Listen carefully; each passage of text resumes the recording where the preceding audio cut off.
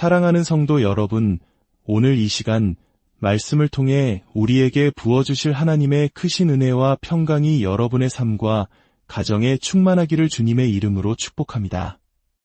오늘 우리가 함께 나눌 이 이야기가 여러분의 영혼에 깊은 울림을 주고 잠들어 있던 믿음을 깨우는 귀한 시간이 되기를 소망합니다. 만일 이 말씀이 여러분의 마음에 와닿는다면 이 은혜를 주변의 다른 이들에게도 전해주십시오. 공유하기와 구독을 통해 이 선한 메시지를 나누는 것은 어두운 세상의 빛을 전하는 또 하나의 아름다운 사역이 될 것입니다. 여러분의 그 작은 나눔을 통해 하나님께서는 더 큰 축복으로 함께 하실 것입니다.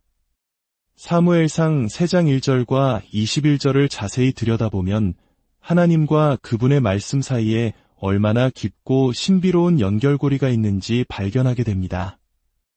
1절은 이렇게 말합니다. 여호와의 말씀이 희귀하여 이상이 흔히 보이지 않았더라. 이 구절을 보면 말씀이 없는 시대에는 하나님의 임재 또한 느껴지지 않는 것처럼 보입니다. 마치 영적인 암흑기처럼 하나님의 음성이 들리지 않자 그분의 존재마저 희미해진 것입니다. 그러나 21절은 완전히 다른 분위기를 보여줍니다. 여호와께서 다시 나타나시되라고 기록되어 있습니다. 그런데 하나님께서는 어떻게 다시 나타나셨을까요? 성경은 분명히 증언합니다. 바로 그분의 말씀으로 나타나셨다고 말입니다. 핵심은 이것입니다.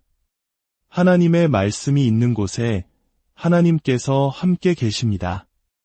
말씀과 그분의 임재는 결코 분리될 수 없습니다. 하지만 안타깝게도 우리는 하나님의 말씀을 더 이상 간절히 찾지 않는 세상에 살고 있습니다. 우리는 일상 속에서 그분의 말씀을 가치 있게 여기지 않습니다. 우리가 하나님의 말씀을 귀하게 여기지 않는 여러 이유 중 하나는 우리 스스로가 서로의 말을 존중하지 않기 때문일지도 모릅니다. 과거 우리 사회에서는 한 번 뱉은 마른 목에 칼이 들어와도 지킨다는 신뢰와 약속의 무게가 있었습니다. 사람의 말 한마디가 곧 그의 인격이자 보증수표였습니다. 하지만 지금은 어떻습니까?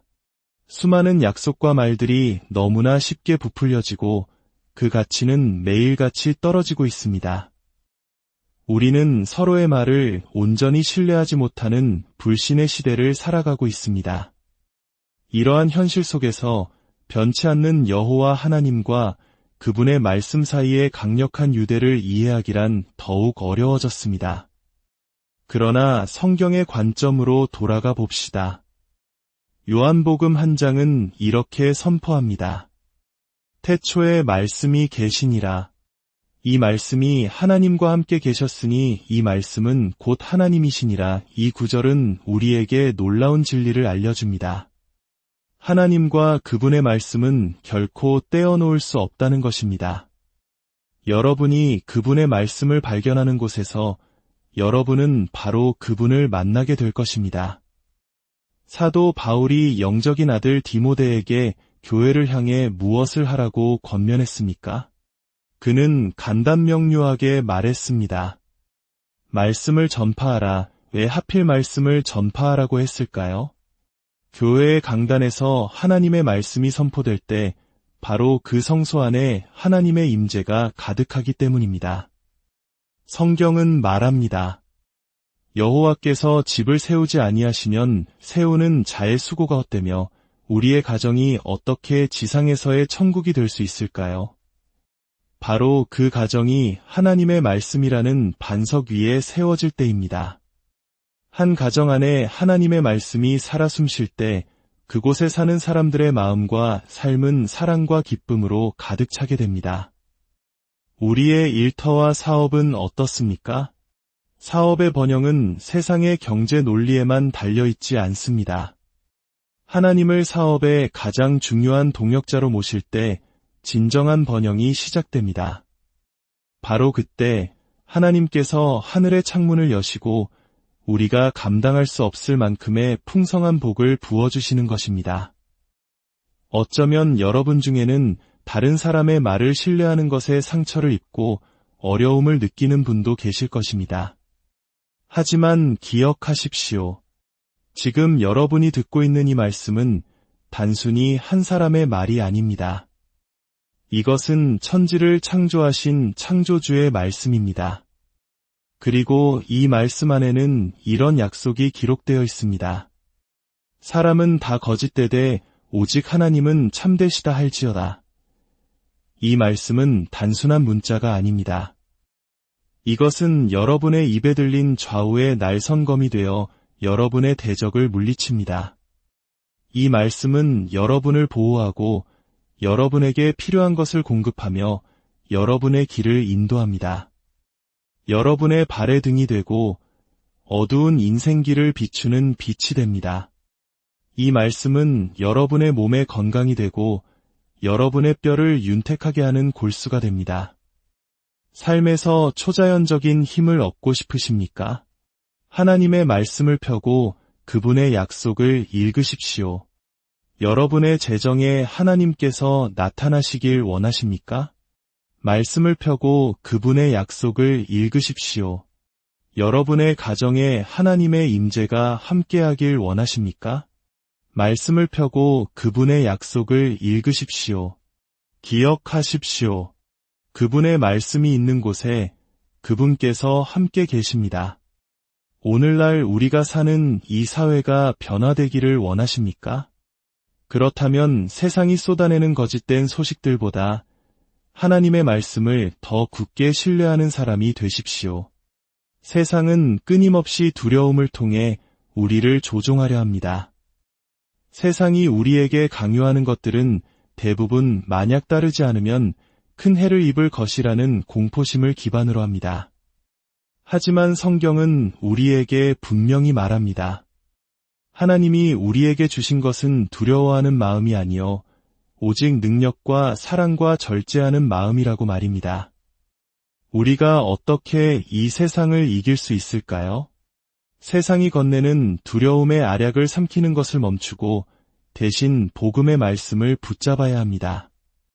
그리고 그 말씀을 사용하여 이 어두운 시대에 빛을 비추어야 합니다. 성경은 여호와께서 다시 나타나셨다고 말합니다. 그렇다면 자연스럽게 이런 질문이 떠오릅니다. 그럼 그동안 하나님은 어디에 계셨던 걸까? 이 표현은 실제 상황을 묘사하기보다는 우리가 영적인 진리를 깨닫도록 돕기 위해 사용된 것입니다. 여호와께서 다시 나타나셨다는 말을 들으면 우리는 하나님께서 우리를 떠나셨었다고 생각하기 쉽습니다. 하지만 성경은 하나님이 언제 어디에나 계시는 분, 즉 전지전능하신 분이라고 가르칩니다. 히브리서는 예수 그리스도에 대해 내가 결코 너희를 버리지 아니하고 너희를 떠나지 아니하리라고 약속하셨습니다. 그렇다면 이 두 가지 사실이 어떻게 양립할 수 있을까요? 진실은 이렇습니다.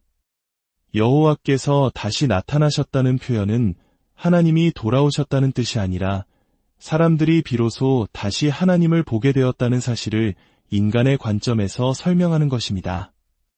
이것을 이해해야 합니다.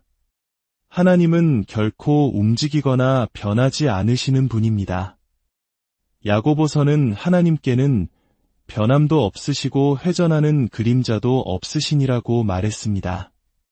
만약 언제 어디에나 계시고 결코 변하지 않으시는 하나님이 지금 당신의 삶에서 보이지 않는다면 문제는 하나님께 있는 것이 아닙니다. 변한 것은 하나님이 아니라 바로 우리 자신입니다. 얼마나 많은 사람들이 내 삶에서 하나님을 보고 싶어요 라고 부르짖습니까? 하지만 실상은 스스로 영적인 눈가리개를 하고 있어서 하나님께서 행하시는 그 모든 놀라운 일들을 보지 못하고 있는 것입니다. 하나님이 당신을 피해 숨어 계신 것이 아닙니다. 당신의 영적인 시야가 흐려지고 당신의 영혼이 세상의 것들에 정신이 팔려 있는 것입니다. 무엇이 당신의 시야를 흐리게 했습니까? 무엇이 당신의 눈을 멀게 했습니까? 어떤 이에게는 두려움일 수 있고 다른 이에게는 탐욕, 의심, 걱정, 유혹일 수 있습니다. 수백만 가지의 것들이 우리의 고개를 좌우로 돌리게 하여 전능하신 하나님에게서 우리의 초점을 앗아갑니다. 하지만 저는 여러분에게 약속합니다. 하나님은 변하지 않으셨습니다. 하나님은 움직이지 않으십니다. 그분은 한결같으십니다. 여호수아 18장 1절을 보면 이스라엘 자손이 실로에 모여 회막을 세웠다고 기록되어 있습니다.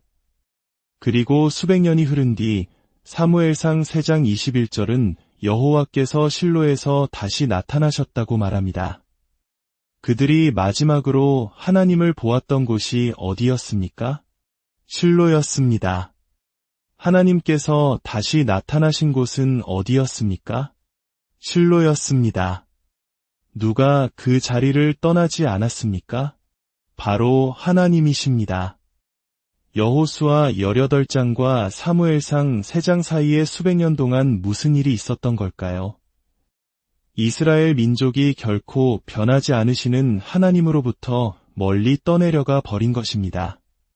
오늘날 우리 사회는 어떻습니까? 어떤 사람들은 하나님이 우리 문화 속에서 사라졌다고 말합니다. 그것은 사실이 아닙니다. 우리의 문화가 하나님으로부터 멀리 떠내려간 것입니다. 우리는 교육 현장에서, 학교 복도에서, 우리의 가정에서, 심지어 교회의 강단에서조차 하나님으로부터 멀어졌습니다. 그리고 이제 와서 우리는 하나님, 어디 계십니까? 왜 나타나지 않으십니까? 라고 묻고 있습니다. 진실은 이것입니다.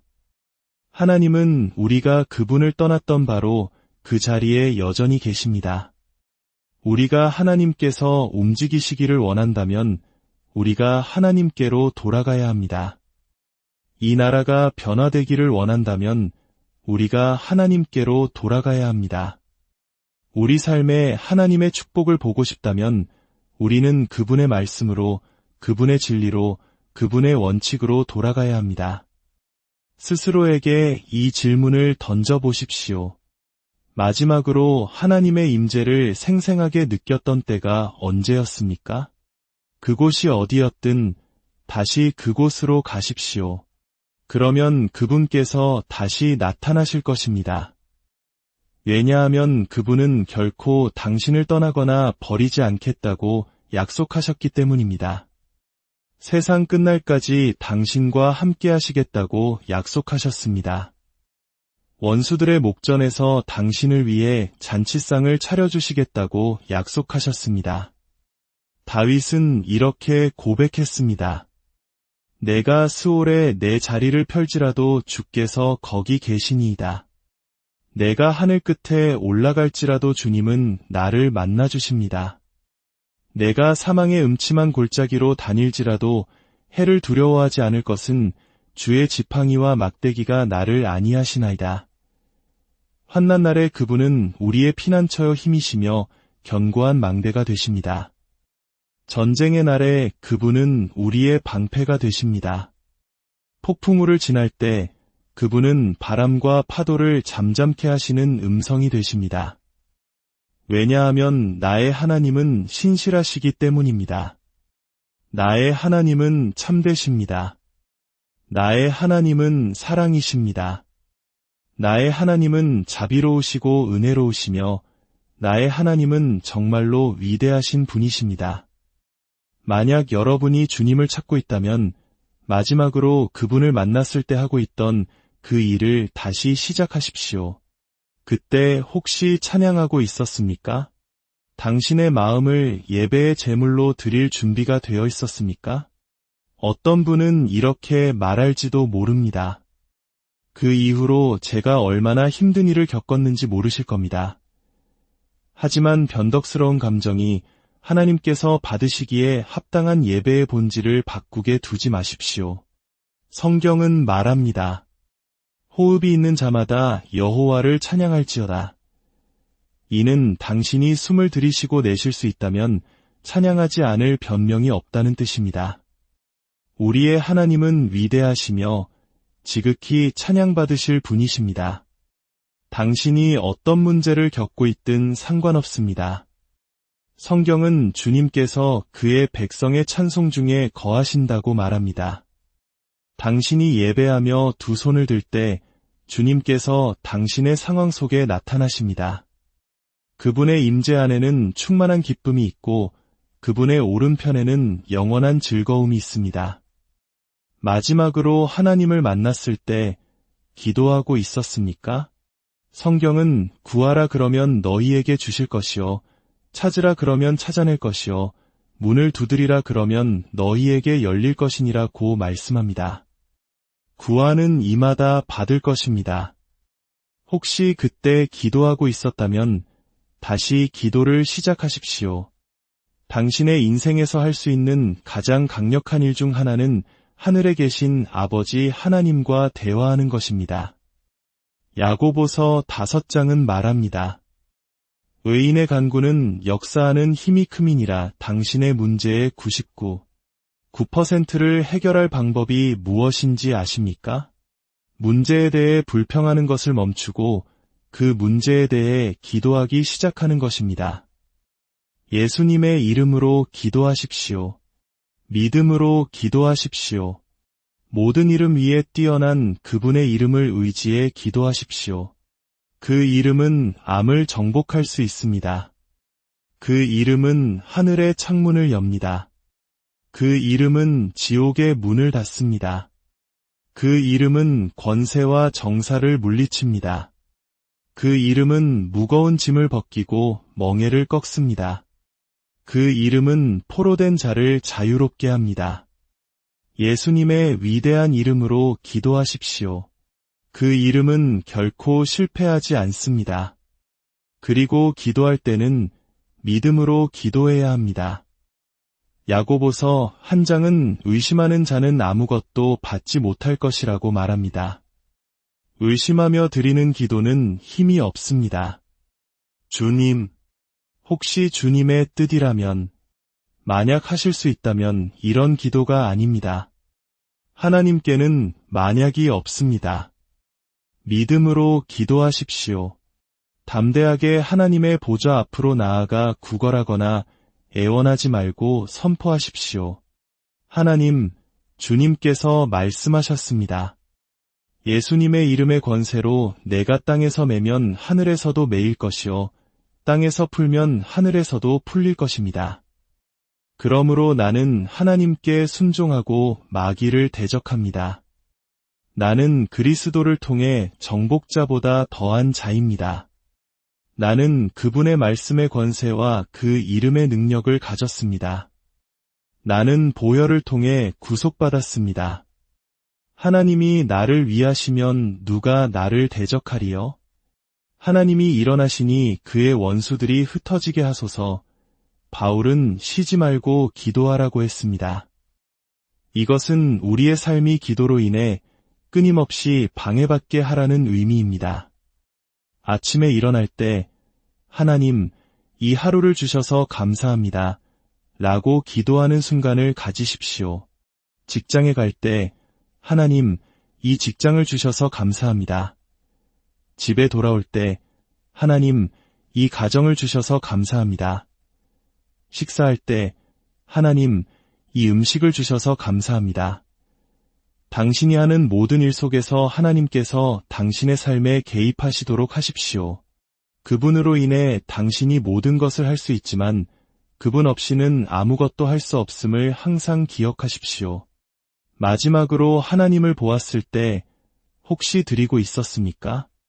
어떤 사람들은 하나님께서 언제 자신의 삶을 축복하실지 궁금해합니다. 성경은 분명히 말합니다. 주라, 그리하면 너희에게 줄 것이니 잠언은 우리에게 강력한 교훈을 줍니다. 너는 마음을 다하여 여호와를 신뢰하고 내 명철을 의지하지 말라.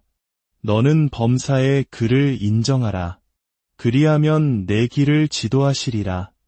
내 재물과 내 소산물의 처음 익은 열매로 여호와를 공경하라.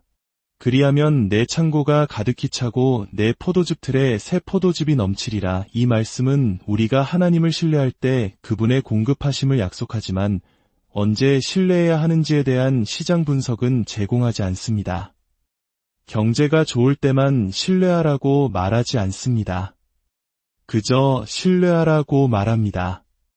왜냐하면 당신이 그분을 신뢰할 때 당신의 삶을 세상의 불확실한 공급 시스템에서 벗어나 그분의 신실한 공급 시스템에 연결하기 때문입니다. 그분은 어제나 오늘이나 영원토록 동일하십니다. 당신이 그분을 신뢰하고 공경할 때 그분은 당신의 재정에 나타나실 것입니다. 당신을 머리가 되고 꼬리가 되지 않게 하시며 위에만 있고 아래에 있지 않게 하실 것입니다. 그분께서 약속하신 모든 것을 이루실 것입니다. 여호수아 시대와 사무엘 시대 사이에는 수백 년의 세월이 흘렀습니다. 하나님께서 다시 나타나시는데 왜 그렇게 오랜 시간이 걸렸을까요? 그 해답은 사무엘이 이스라엘 민족에게 어떤 목적을 가지고 있었는지 살펴보면 알 수 있습니다. 사무엘의 삶의 목적은 단순히 선지자, 제사장, 사사로서의 역할을 감당하는 것만이 아니었습니다. 그는 하나님께서 택하신 왕에게 기름을 붓기 위해 선택된 사람이었습니다. 하나님께서는 사무엘을 통해 베들레헴의 이새의 집에 가서 다윗을 찾아 기름을 붓게 하셨습니다. 그리고 다윗의 가문을 통해 영원한 왕이 오실 것을 약속하셨습니다. 그 씨앗은 바로 창세기 3장에서 여인의 후손으로 오셔서 뱀의 머리를 상하게 할 것이라고 약속된 바로 그분이었습니다. 그의 이름은 예수 그리스도이십니다. 하나님의 시간은 언제나 그분의 왕, 예수 그리스도를 드러내는 것에 초점이 맞추어져 있습니다. 우리는 묻습니다. 하나님은 어디에 계십니까? 그분은 그분의 말씀이 있는 곳에 계십니다. 그분은 어디로 가셨습니까? 그분은 움직이지 않으셨습니다. 우리가 멀어졌을 뿐입니다. 그분은 언제 다시 자신을 드러내실까요? 하나님께서는 기름 부음 받은 왕, 정해진 왕이 계십니다. 그는 다윗의 자손이시며 죽으셨다가 다시 살아나셔서 지금은 하나님 보좌 우편에 앉아 계십니다. 그리고 머지않아 하나님께서 능력과 권세로 다시 자신을 나타내실 것입니다. 하나님의 나팔 소리가 울려 퍼지고 그리스도 안에서 죽은 자들이 일어나며 살아남은 우리도 공중에서 주님을 만나기 위해 이끌려 올라갈 것입니다. 하나님의 자녀들이여, 우리는 왕께서 오실 때 그분을 보게 될 것입니다. 사랑하는 성도 여러분, 오늘 여러분의 삶에 하나님께서 나타나셔야 할 영역이 있습니까? 가족, 건강, 재정, 결혼 생활, 그 어떤 곳이든 주님의 손길이 필요하다면 그분은 이미 모든 것을 알고 계십니다. 그분은 단지 당신이 그분께 간구할 용기가 있는지를 기다리고 계십니다. 이제 저와 함께 이 기도를 드리겠습니다. 주 예수 그리스도님, 오늘 제 삶에 찾아와 주시옵소서. 저를 만져주시옵소서. 주님, 저는 주님이 필요합니다. 저의 가정에, 저의 재정에, 저의 사업에, 저의 마음에, 저의 영혼에 나타나 주시옵소서. 믿음으로 조금도 의심하지 말고 구체적으로 간구하십시오. 하나님과 함께라면 모든 것이 가능함을 믿으십시오. 당신의 가정에 하나님의 임재를 선포하십시오. 당신의 마음에 하나님의 임재를 선포하십시오. 당신의 사업에 하나님의 능력을 선포하십시오. 하나님께서 당신에게 얼마나 신실하신 분인지 증명하실 기회를 드리십시오. 주님, 지금 올려진 모든 손, 숙여진 모든 머리, 열린 모든 마음, 간구하는 모든 입술 위에 주님의 임재로 응답하여 주시옵소서. 이곳에 있던 무거운 짐들은 모두 여기에 남겨지게 하시고 묶임의 멍에는 예수님의 이름으로 끊어지게 하옵소서. 오늘 이 말씀을 들은 모든 분들의 삶 가운데 하나님의 말씀이 살아 역사하여 놀라운 변화와 축복을 경험하게 되기를 우리 주 예수 그리스도의